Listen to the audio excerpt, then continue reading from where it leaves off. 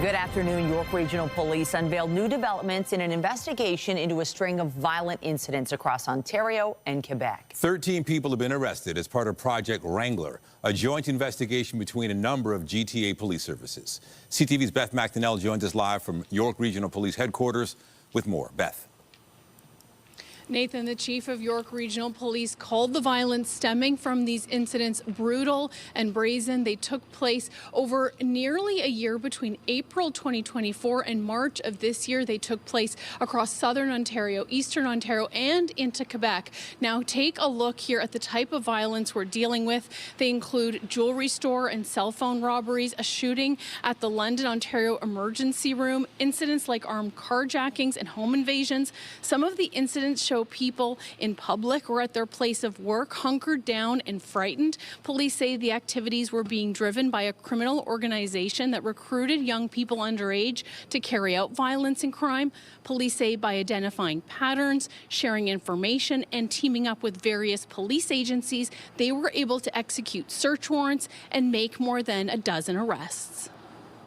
This was not a traditional street gang, but rather a coalition of adult men from different groups and locations who would align themselves for profit-motivated violence.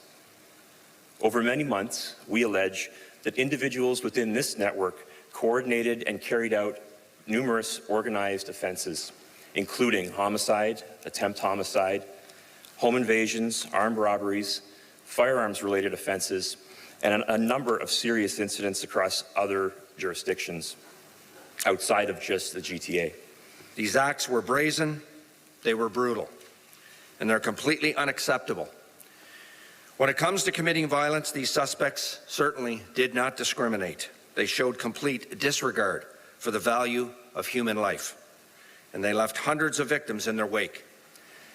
When a store or a bank is robbed, or a car or cash is stolen, we're not just losing property. Our communities are losing their collective sense of safety and security. In all, more than 150 charges have been laid and 2 suspects remain outstanding. 24-year-old Tristan Casanova Allman of No Fix Address and 20-year-old Ingram Mohammed of Hamilton. Reporting live, I'm Beth Macdonell. Nathan, back to you. Thank you, Beth. A possible road rage shooting near Milton early this morning shut down a section of the 401.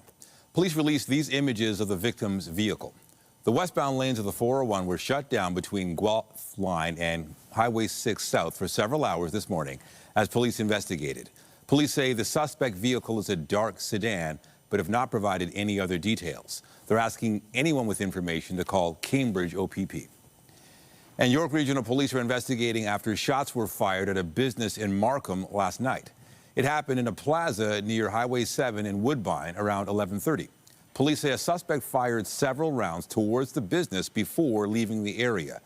No injuries were reported, and investigators have not given a suspect description. They're asking anybody with information to come forward. Toronto police have launched an investigation after multiple Jewish prayer scrolls were removed from the doorways of units at a North York apartment.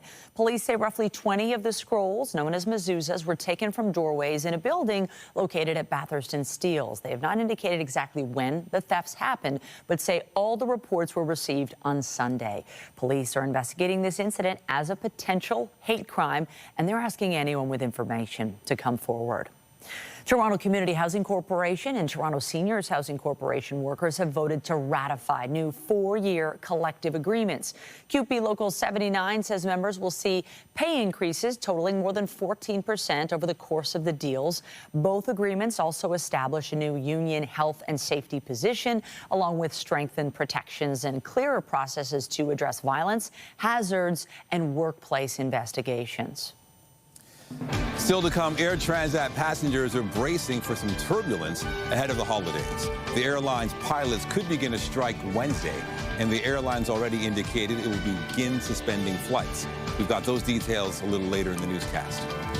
But first, Mayor Olivia Chow announced a fare capping program for the TTC, which is set to begin in September. Right now, you face an impossible choice.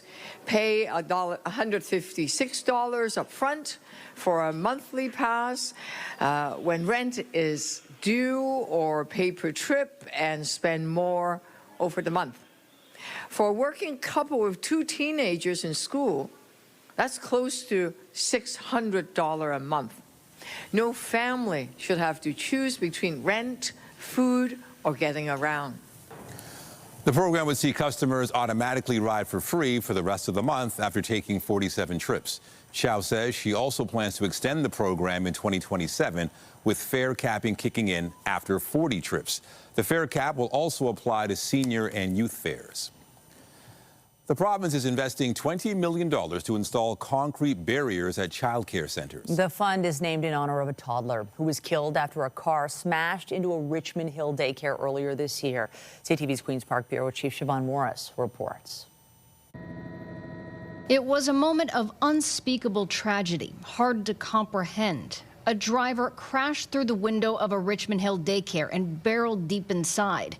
6 children and 3 adults were injured. A 17-month-old boy killed.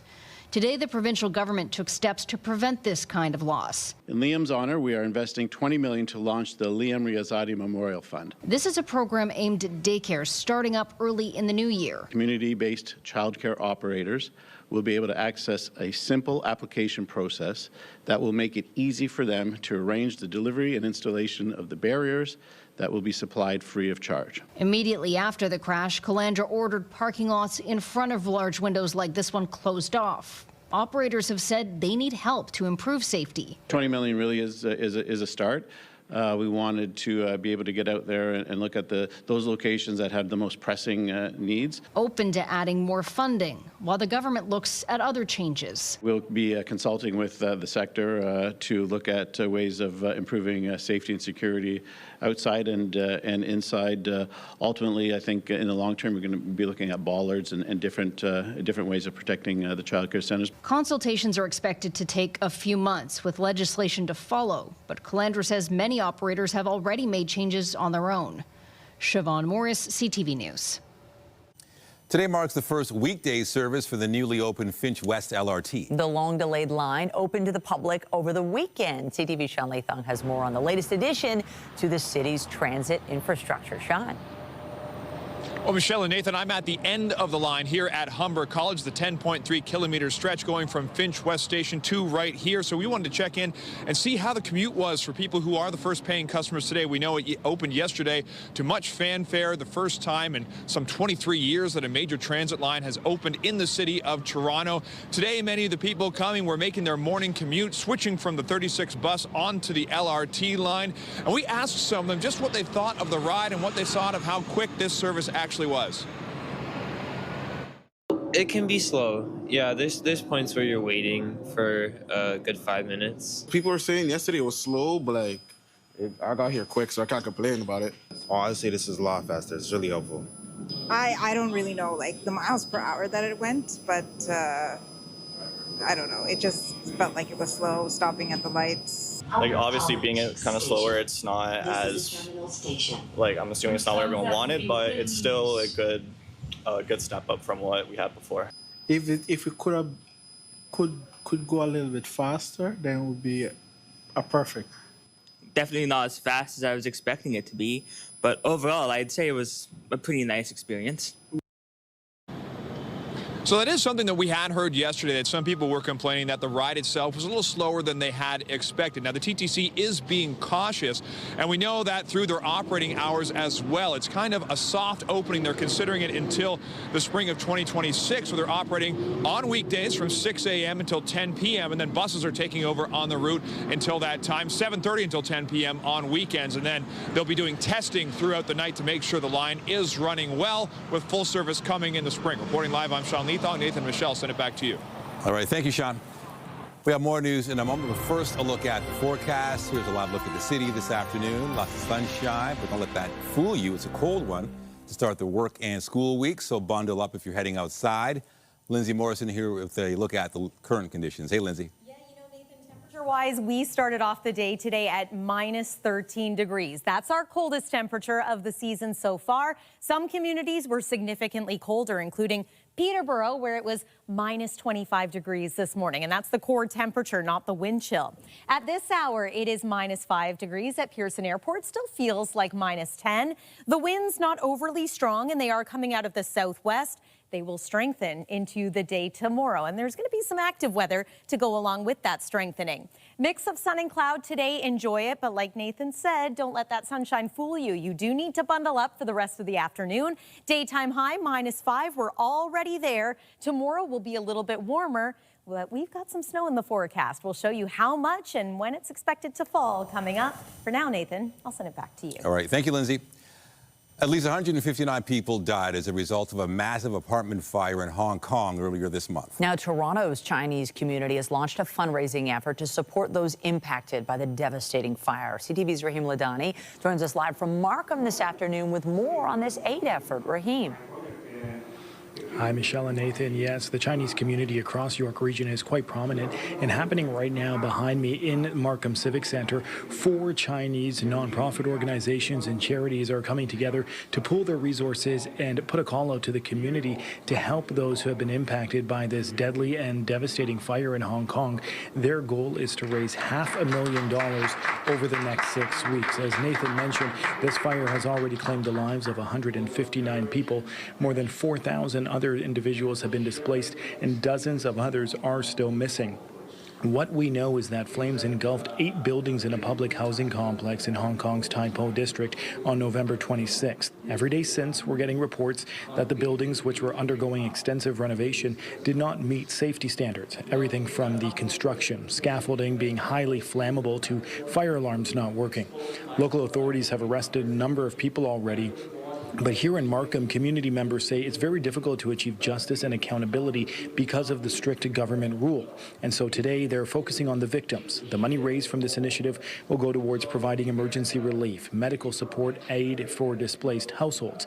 Have a listen to what they're saying about this initiative titled Toronto Responds Support for Hong Kong Victims. Let the people in Hong Kong know that half a world away, particularly the Toronto community, the Chinese community, is together with them in spirit and also in actual action to help them fight this particular disaster. Now, anyone can make a donation through the CPAC Foundation. The short-term goal is to raise half of the money. That's $250,000 by Christmas. Reporting live, I'm Raheem Ladani. Nathan, back to you. Thank you, Raheem. The federal government has introduced an express entry category for foreign-trained doctors. Officials say it's intended to address health workforce challenges in Canada. To recruit the doctors we need, to retain the ones we have, and to cut processing times to ensure it all gets done quickly. The government says the program gives physicians a pathway to permanent residence to fill crucial gaps. Foreign-trained doctors who are nominated will get expedited 14-day work permit processing. There will be 5,000 federal admission spots, as well as provincial and territorial allocations. Millions of Canadians don't have a primary care professional like a family doctor, nurse practitioner, or primary care team. In Ottawa, Parliament's holiday break is quickly approaching, and Prime Minister Mark Carney's budget remains stuck in the House of Commons. Now, a new survey suggests Canadians don't see how the spending document will help them financially. CTV's Jeremy Sharon has the details. It's a book filled with big promises, but Federal Budget 2025 doesn't do enough to help Canadians with their finances, according to a new survey. The budget has a long-term vision for jobs. Maybe it's put a spotlight on the fact that good economic policy might not make for good politics. A new Nanos survey conducted for CTV News shows less than 1 in 5 Canadians think the government's fiscal plan will help them financially. In fact, just over 1 in 3 believe the budget will in some way worsen their personal finances. That's not a very great number for a government that is looking to build confidence in Canadians who are struggling to pay for the bills. Meanwhile, the budget bill itself is far from becoming law yet. It's a minority parliament, so getting legislation passed is a challenge. The official legislation is still stuck in the House of Commons being debated and has several hurdles to cross still, with only a week left on the sitting schedule this year. You can't actually start to move on those provisions. You can't get a second reading vote. You can't get it passed into law. And so that's going to start to affect real things measures that were planned to be implemented in January might not. The honourable member. A political roadblock the Liberals could continue to face in the new year, even though Green Party leader Elizabeth May is leaving the door open to supporting the Liberal government in the future, despite recently saying her vote in favour of the budget was a mistake. I'm a bridge builder, and I never say never. May says her vote moving forward would require a change in policies. I can't vote confidence on the current policies, period. And so the Liberals seem poised to start 2026 how they're finishing 2025, fighting to get a major piece of legislation through the House of Commons and without a clear path to survive the next confidence vote when it comes. Jeremy Shaw, CTV News, Ottawa. Air Transat pilots could be walking off the job as early as Wednesday after their union issued a 72-hour strike notice. Now the airline says flight cancellations will begin tomorrow. It comes after 99% of pilots voted in favor of a strike last week. And CTV's Scott Hurst has been following this story and joins us live with more details. Scott, with a 72-hour strike notice in place, what are the main issues? Nathan, good afternoon. First and foremost, a lot of anxiety for travelers because, of course, the holiday season, particularly the days leading up to Christmas and New Year's, some of the busiest airport travel days of the year. So this could have a significant impact on the holiday plans of many Canadians as Air Transat flies thousands of passengers every week on hundreds of flights. Now, the union, representing some 750 pilots, the Airline Pilots Association, says the goal here is a new collective agreement that boosts wages, improves job security, gives them better working conditions and quality of life. Earlier this month, 99% of pilots voted in favor of a strike if it got to that point, arguing there have been months of unproductive bargaining from its perspective, and that has left them no choice. Here's more from the union on what they're looking to get from negotiations. We're trying to bring compensation up to date along with our pension, the benefits, and also one of the most important items, job security. Nathan, Air Transat pilots have been negotiating for almost a year to replace their current collective agreement from a decade ago. And what's the airline's plan to get people back before the official strike? The airline will need to ramp down its service over the next couple of days, preparing for this 3 a.m. deadline. That is the 72-hour strike notice that was initiated over the weekend. So in terms of flights, expect to see some cancellations beginning today and then have a full slate of cancellations tomorrow in preparation for that 3 a.m. Wednesday deadline for when job action could begin.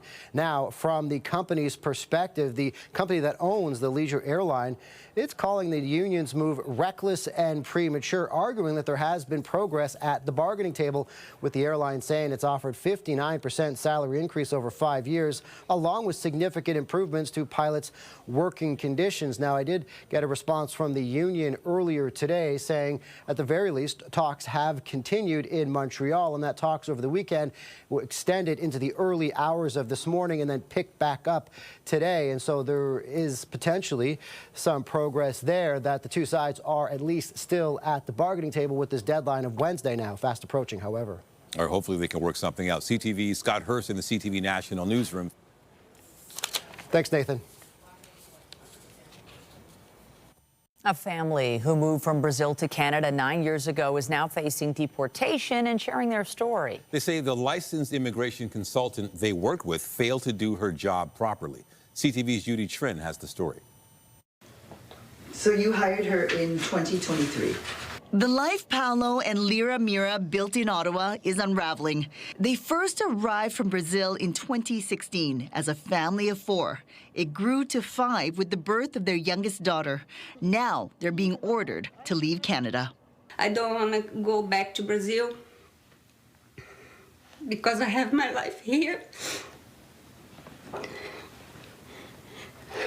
Sorry, this situation is killing me. 2 years ago, Paulo, a temporary foreign worker in construction, hired an immigration consultant to help them get permanent residence. They paid Ana Raquel Perdomo about $3,000 to take care of the paperwork, including renewing work permits. Paulo documented all the calls and emails that were not returned and the excuses. After 6 months, Anna answered my email Oh, now I have a paralysis in my face, in my. But you go, my goodness.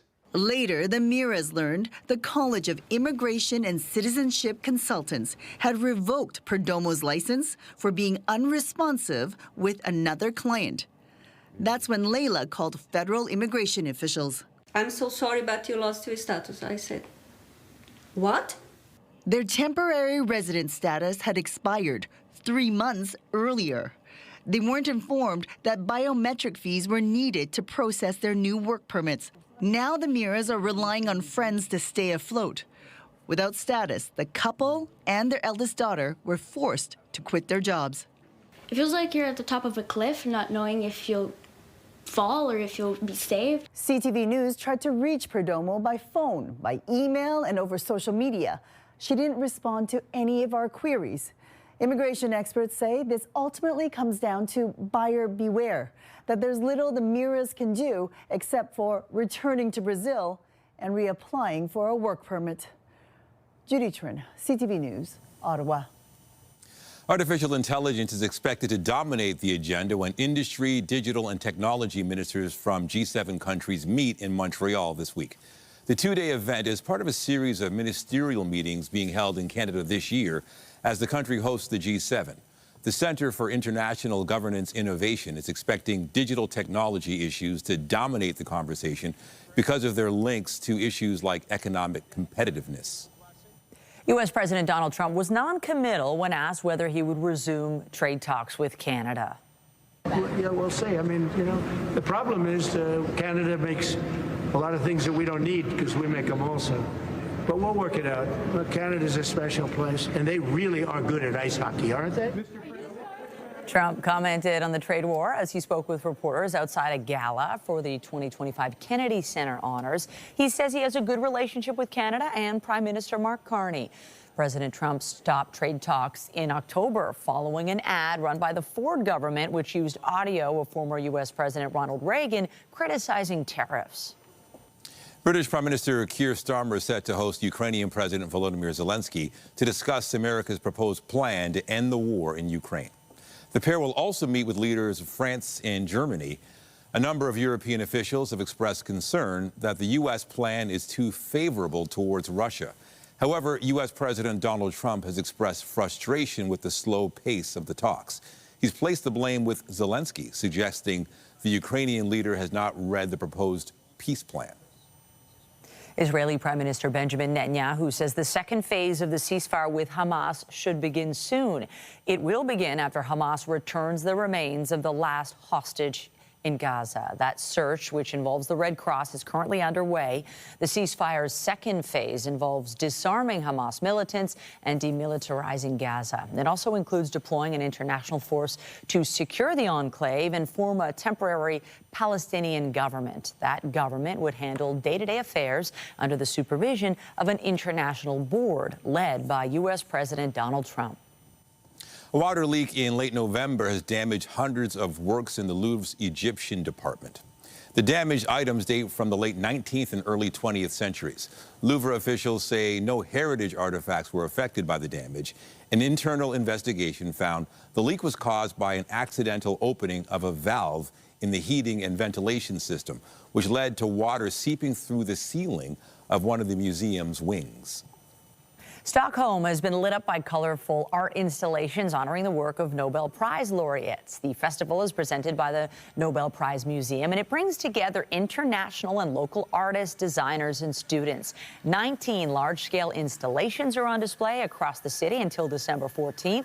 The artworks are inspired by the laureates' scientific discoveries as well as their contributions in literature and peace. Organizers say there could be more than 1 million visitors this year, including tourists. Finding the perfect Christmas tree can be a tall task, and in Saskatchewan, people are able to select from one of the province's national parks. It's part of an effort to give people as much choice as possible and also reduce the risk of wildfires. CTV's Allison Bamford explains. It's a trip the Barrett family makes every year. Trudging through the snow with their heads up. There's like a few boulder spots, so that'll be against the window. Hunting for the perfect Christmas tree. That's the thing that makes this part hard, is because I have a very specific type of tree that I want in mind. A search rooted in family tradition that they started 3 years ago. 25, 30 feet. Volume, shape, and size are at the top of their wish list. And being able to get it home on our little truck is another thing that's very important for us right now.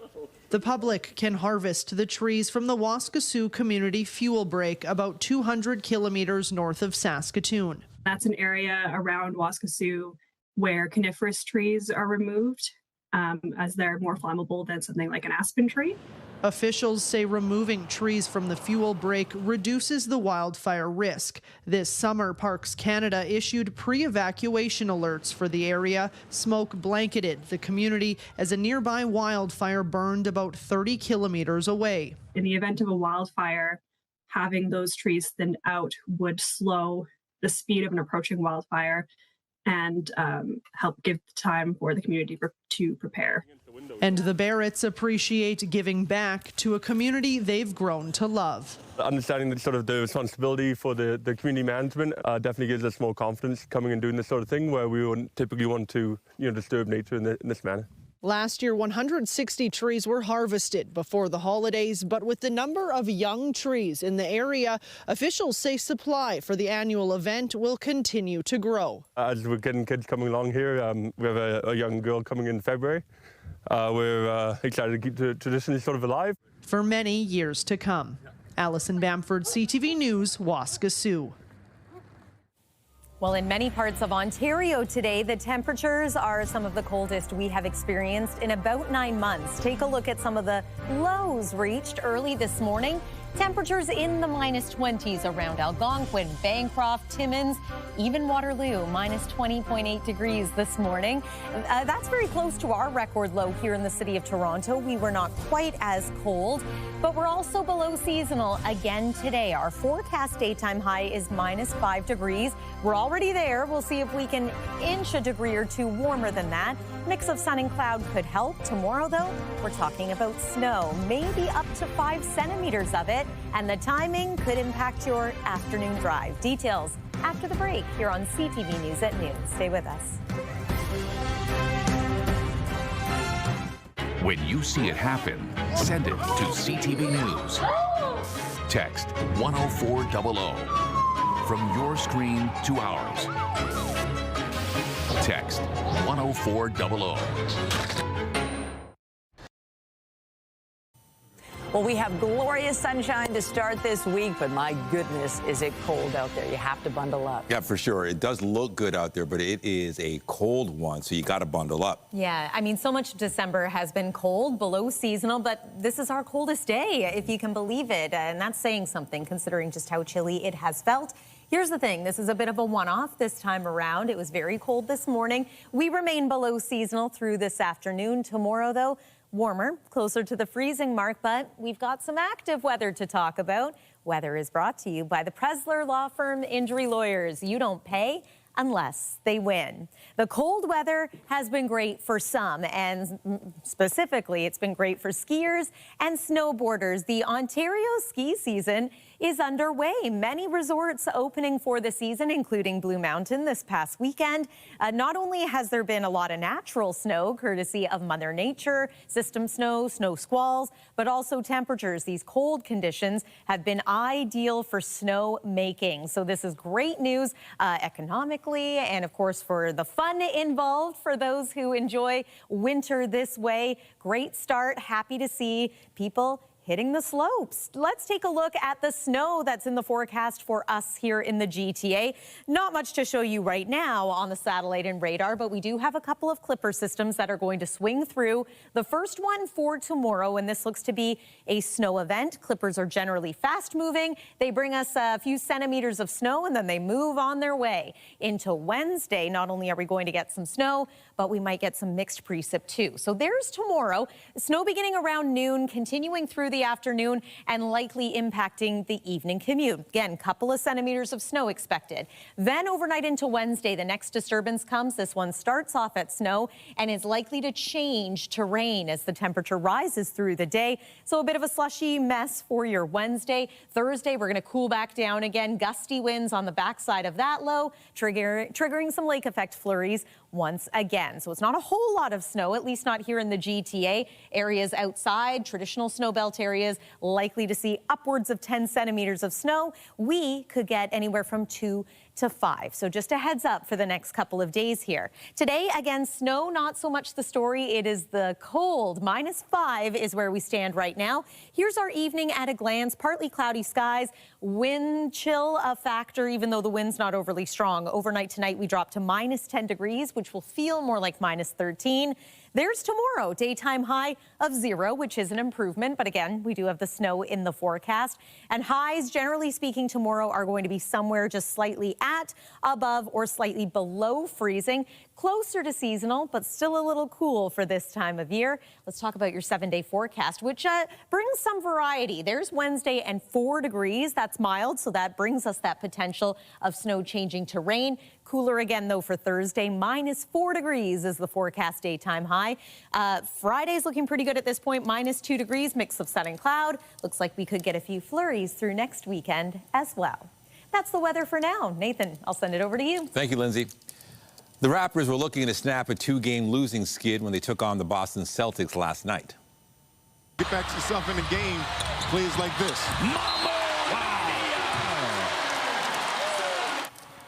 The Raptors regained the lead after being down by 18 at halftime, but they could not hold off the Celtics, who ended up winning the game 121-113. The Raptors will be back on the court Tuesday when they host the New York Knicks in the NBA Cup quarterfinals. The Scepters faced off against the Montreal Victoire yesterday afternoon. Taken back again. Gentry is in. Shot scores! What a shot! Trailing 2-0 after 2. The Scepters got on the board early in the final frame, but that would be as close as Toronto would get as Montreal went on to win 3-1. These two teams meet again on Wednesday night in Halifax as part of this season's takeover tour. The Toronto Maple Leafs will be looking to get back into the win column when they face off with the Tampa Bay Lightning tonight. The 2-1 in the shootout. John Tavares, second Leaf shooter. And Tavares stopped, third Leaf shooter in Dobish. And the Canadians have won it. The team's coming off a 2-1 shootout loss to the Montreal Canadiens Saturday. Puck drop for tonight's game against Tampa Bay is set for just after 7:30 at Scotiabank Arena. And still to come, a new study suggests social media is having a noticeable impact on teens' intelligence. We'll take a closer look at what the data reveals when we return.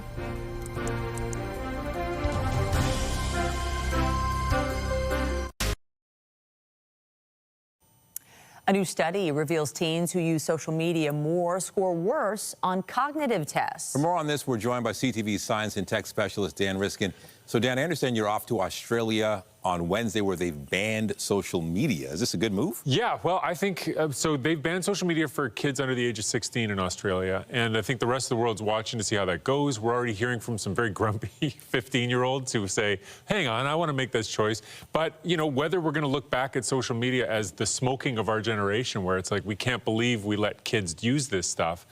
This new study came out that kind of supports what the Australian government's doing. It shows that kids score worse on cognitive tests if they're the kids that are using social media more. So these are a bunch of kids that were all sort of not using social media at the age of 9. They were tracked for 3 years. And after 3 years, some of them were using it more than 3 hours a day.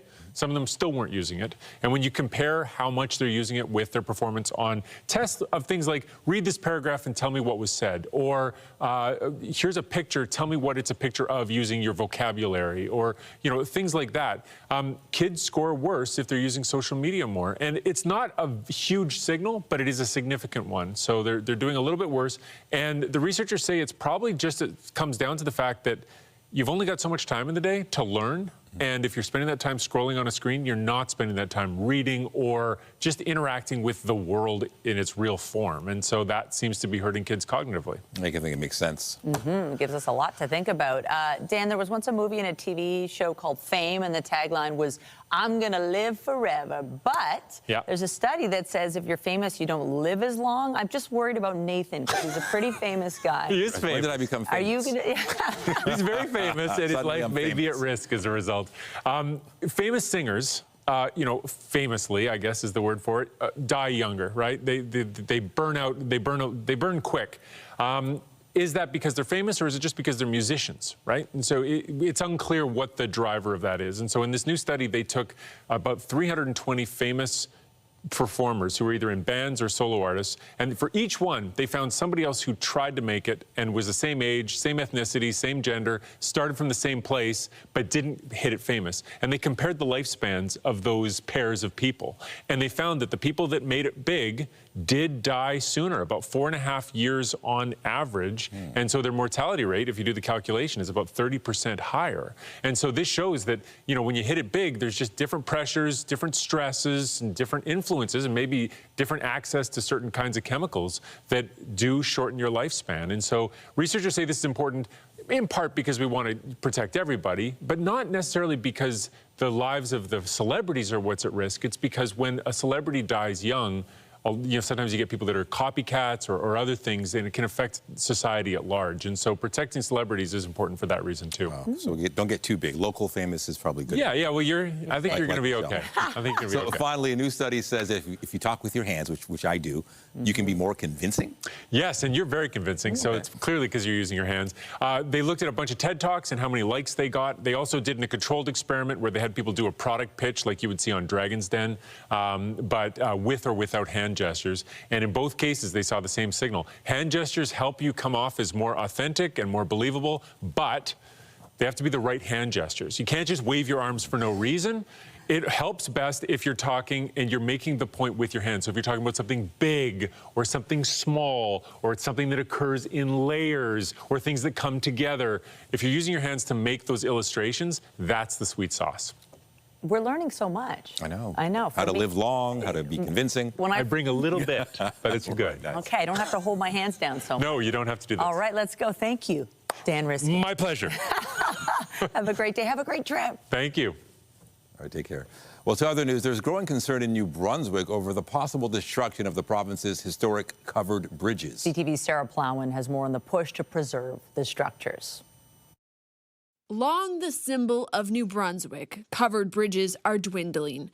The latest loss is the Poirier covered bridge north of Moncton. There was hope the province would save it. It's sad. I mean, we tried our best to hopefully convince them that they wouldn't tear it down, but they felt that it wasn't safe, so. It's the third covered bridge to go this year. We lost one in 2017, one in 2018, and then we did pretty well until this year now with 3 going.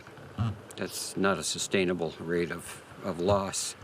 Heartland, New Brunswick is proudly home to the world's longest covered bridge, celebrated through tourism, chip brands, and crafts. But these structures that span water and generations are also threatened by floods, vandalism, and their age. In the 1950s, the heyday of New Brunswick's covered bridges, there were more than 340 in this province, but soon there will be only 56. Significant dollars have been spent restoring or replacing some, like this double-barreled bridge along the Fundy coast. That was a win. But the losses are adding up. This conservation group questions if more could have been done to save this one. I'm not an engineer, but I've seen covered bridges in far worse shape than like Poirier Bridge that's currently being demolished or dismantled. When we see deterioration on a bridge, for one reason or another, we either lower the weight-bearing capacity of that bridge or we close that bridge down in some cases when it gets to be a little too extreme. Once this structure is removed, a steel bridge will be installed, a link over water, but not to the past.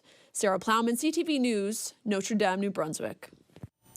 And still to come, the federal government has promised to double the pace of housing construction, but there are concerns it won't be enough to address the affordability crisis. We'll have those details when we come back. Get Toronto's top stories, breaking news alerts, and watch live. Download the CTV News app. The federal government has promised to double the pace of housing construction in an effort to create more affordable homes across the country. But a new report is calling that effort into question, with some critics concerned the Liberal plan won't be enough. CTV's Annie Bergeron-Oliver has the details. We need to get housing supply up. In fact, we need to double housing supply on an annual basis. Prime Minister Mark Carney's campaign pledge to build nearly 500,000 homes annually so far isn't adding up.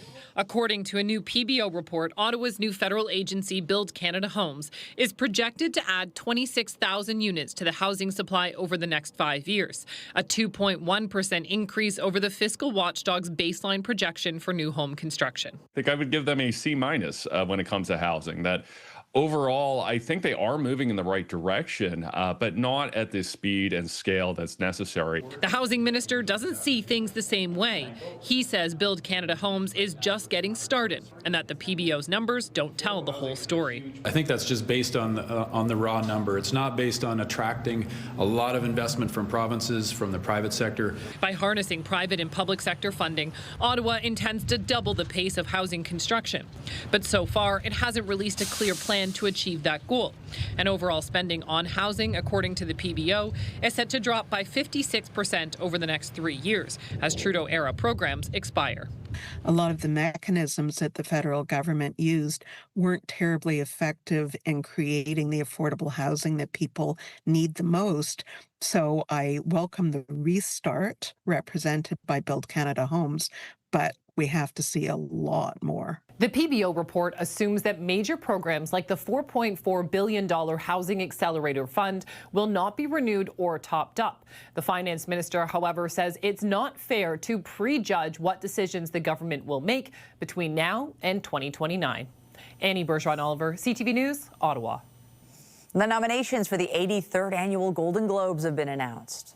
Best performance in a stand-up comedy or on television. Bill Maher. Is anyone else seeing this? HBO Max.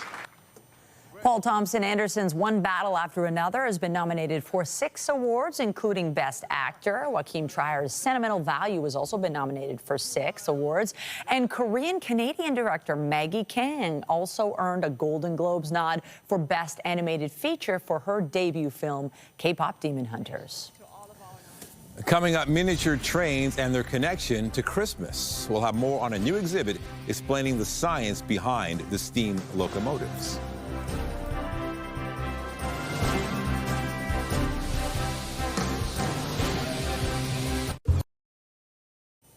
From the Polar Express to a train around the Christmas tree, steam engines are often a symbol of Christmas. Now, an exhibit in Newfoundland and Labrador is explaining the science behind the locomotives and their connection to the holiday season. CTV's Garrett Berry has the details. For the young and the young at heart, there's just something about a model train that sparks the imagination. People love miniatures. It allows you to kind of control a world. And the intricacies of models, too, I think people find very interesting. You may never have seen them quite like this on display at the Geo Centre in St. John's. I think I like the detail, and the artistic aspect of it is very interesting to me. I've always had a background in art, and I think this really facilitates that well. For the collection's second year, staff at the Geo Centre have added 5 new displays through their model train presentation, called Science in Motion. It takes months of planning to perfectly place these miniature versions and all the effects that make the experience complete. You get the volcano rumble, but more importantly, you get the volcano smoke. So kids love this one. We were having to refill the fog fluid more than we anticipated because, you know, who doesn't love to make a bit of smoke, right? You will also find a few science lessons along the way on friction, the steam engine, electrical circuits, and everything else that makes these machines tick. Even down to the design and engineering of the wheels and how they stay on the track. So we created some interactives around those components. So hopefully, along with having fun and pressing buttons and seeing the train go around and making the volcano rumble, they're going to learn a bit of science as well. It's been a small bump to the Science Centre, which brings in about 50,000 people each year. And in this display, there's a lot of little somethings for parents and children to get on board with. Garrett Berry, CTV News, St. John's. Oh, I love looking at those train models. Okay, gorgeous, picturesque skyline. Don't be fooled, though. It is frigid, and we do have, snow on the ground that hasn't melted because it's been so cold. Yeah, it kind of looks deceiving out there, doesn't it? Yeah, we picked up some fresh snow over the weekend in many areas, and there's more to come as we head into the day tomorrow. But first, let's talk about tonight. It's going to be another cold night, just not quite as cold as last night and early this morning, but minus 10 degrees. Yeah, that's still bitterly cold, especially for this point in December. We are still very early on in, well, technically late in the fall season, early into winter. Tomorrow's forecast daytime high, 0. This is a little closer to where we expect to be this time of year. But yes, we are expecting some snow. It's going to move in for your Tuesday afternoon. A second round is going to move in overnight and impact your Wednesday. That one has the potential to bring us some mixed precip in addition to snow. So maybe some mixing or some rain. There's the 7-day forecast. Bit of a temperature roller coaster. We're up around 4 degrees for Wednesday, minus 4 degrees for Thursday. And then it looks like we will even things out as we move into next weekend. Possibility of some flurries for Saturday. Friday looks pleasant right now with a mix of sun and cloud. Nathan and Michelle. All right, thank you, Lindsay. And that's it for CTV News at noon. Remember, you can get Toronto's breaking news all day long on CP24 and at ctvnewstoronto.ca. For Lindsay Morrison and the whole team here, have a pleasant afternoon. I'm Michelle Dubé. And I'm Nathan Downer. Be sure to join us later for CTV News at 5 and 6. Have a great day.